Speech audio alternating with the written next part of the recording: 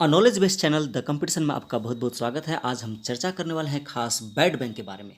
नाम तो बुरा है पर इसका काम इतना अच्छा होगा कि आप इसे जानकर हैरान हो जाएंगे। तो दोस्तों, मैं हूँ राजेंद्र राज। चलते हैं वीडियो के स्टेप्स पर।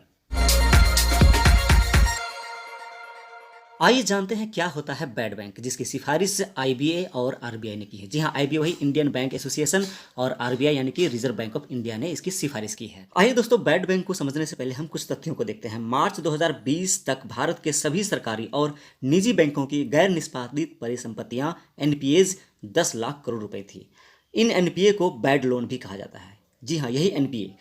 इंडियन बैंकिंग एसोसिएशन ने रिजर्व बैंक और वित्त मंत्रालय से सिफारिश की है कि इस बैड लोन की समस्या से निजात पाने के लिए देश में बैड बैंक खोला जाना चाहिए। तो पहले हम समझते हैं कि आखिर ये बैड लोन क्या है, एनपीए क्या है, उसे देखते हैं।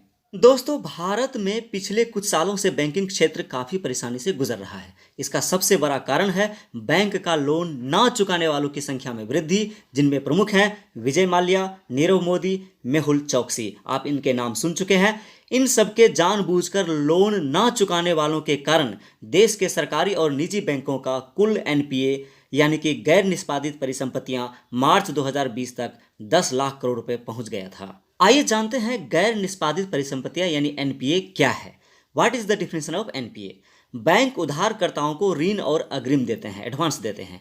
ऋण के प्रदर्शन के आधार पर, जैसा कि ऋण लेते हैं और चुकाने के आधार पर, इसे निम्न रूप में वर्गीकृत किया जा सकता है। नंबर 1 में है एक मानक संपत्ति, यानी कि ऐसा ऋण जिसे उधारकर्ता नियमित पुनर्भुगतान कर रहा है।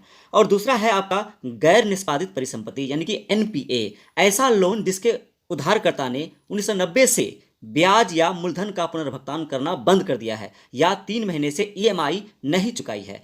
इन एनपीएस को बैड लोन कहा जाता है। जी हाँ, इसी तरह के एनपीए जो होते हैं उसे बैड लोन कहा जाता है। आईबीए यानी इंडियन बैंकिंग एसोसिएशन ने रिजर्व बैंक और वित्त मंत्रालय से सिफारिश की है कि इस बैड लोन की समस्या से निजात पाने के लिए देश में एक बैड बैंक, जी हाँ बैड बैंक, खोला जाना चाहिए। आइए अब जानते हैं क्या होता है बैड बैंक, यानी कि व्हाट इज बैड बैंक। विश्व में बैड बैंक स्थापित करने का सबसे पहला विचार अमेरिका में 1988 में दिया गया था। भारत में बैड बैंक की स्थापना का सबसे पहला विचार 2017 में आर्थिक सर्वे में दिया गया था और इसका नाम PARA यानी पब्लिक एसेट रिहेबिलिटेशन एजेंसी रखने का सुझाव दिया था। भारतीय रिजर्व बैंक ने भी बैड बैंक की स्थापना के सुझाव दिए थे और उसने ये नाम सुझाए थे PAMC यानी प्राइवेट एसेट मैनेजमेंट कंपनी और NAMC यानी नेशनल एसेट मैनेजमेंट कंपनी। इस प्रकार बैड बैंक एक ऐसा बैंक होता है जो मुख्य रूप से बैड लोन की रिकवरी को डील करता है। बैड बैंक कॉमर्शियल बैंकों के एनपीए या बैड लोन को सस्ते दामों पर खरीद लेता है, फिर अपने हिसाब से इसे बैड लोन की वसूली करता है। अर्थात बैड बैंक उस लोन की रिकवरी करता है जिसे मुख्य कॉमर्शियल बैंक ने अपनी अकाउंट बुक में बैड लोन घोषित कर दिया है या राइट ऑफ घोषित कर दिया है।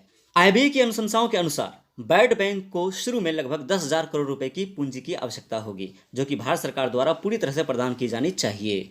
आइए जानते हैं बैड बैंक आखिर कैसे काम करता है, हाउ बैड बैंक वर्क्स।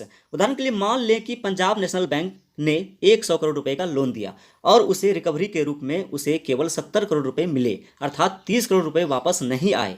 इस प्रकार 30 करोड़ रुपए उसकी अकाउंट बुक में बैड लोन या एनपीए घोषित कर दिया है और बैंक को इस लोन के वापसी आने की कम उम्मीद है। अब यहाँ पर बैड बैंक का काम शुरू होता है। अब मान ले कि पीएनबी इस बैड लोन को बैड बैंक के समक्ष बेच देता है और बदले में 20 करोड़ रुपए ले लेता है। इस प्रकार अब यह बैड लोन वसूलने की जिम्मेदारी बैड बैंक के कंधों पर आ जाती है, क्योंकि यदि बैंक को यह लोन किसी कारण से वापस नहीं मिलता है तो उसे 20 करोड़ रुपए का घाटा हो जाएगा। यदि यह बैड लोन वापस वसूल लिया जाता है तो उसे 10 करोड़ रुपए का फायदा हो जाएगा, क्योंकि उसने 30 करोड़ रुपए का बैड लोन सिर्फ 20 करोड़ रुपए में खरीदा था। सन 2012 में स्पेन ने आर्थिक संकट के दौरान ऐसे ही बैड बैंकों का सहारा लिया था। बैड बैंक बनाने के क्या है फायदे, आइए उसे जानते हैं। नंबर 1 में है इसे कॉमर्शियल बैंक अपने कोर बैंकिंग एक्टिविटी पर पूरा ध्यान दे सकेंगे। कॉमर्शियल बैंकों का एनपीए कम होगा जिससे उनके ऊपर जनता का विश्वास बढ़ेगा। कॉमर्शियल बैंकों की वित्तीय स्थिति सुधरेगी जिससे वे अन्य क्षेत्रों में जरूरत के मुताबिक लोन दे सकेंगे। लेकिन अगर देश के बैंकों का बैड लोन खत्म करना इतना आसान होता तो बैड बैंक को अभी तक बना दिया गया होता, क्योंकि अगर बैड बैंक भी बैड लोन की रिकवरी ना कर पाए तो उनको भी घाटा हो सकता है। फिर तो वही बात हो जाएगी जिसकी टोपी उसके सिर। दोस्तों, हम लोग यही देखना चाहेंगे कि कब इसकी स्थापना के लिए पहल शुरू होती है और इसके पास लोन वसूलने के कैसे अधिकार और कैसी प्रक्रिया आती है। तो दोस्तों, ये थी प्रस्तुति द कंपटीशन की। इसे ज़रूर सब्सक्राइब करें और ये वीडियो आपको अच्छा लगा है तो इसे ज़रूर शेयर करें, लाइक करें। बहुत बहुत धन्यवाद वीडियो पर बने रहने के लिए।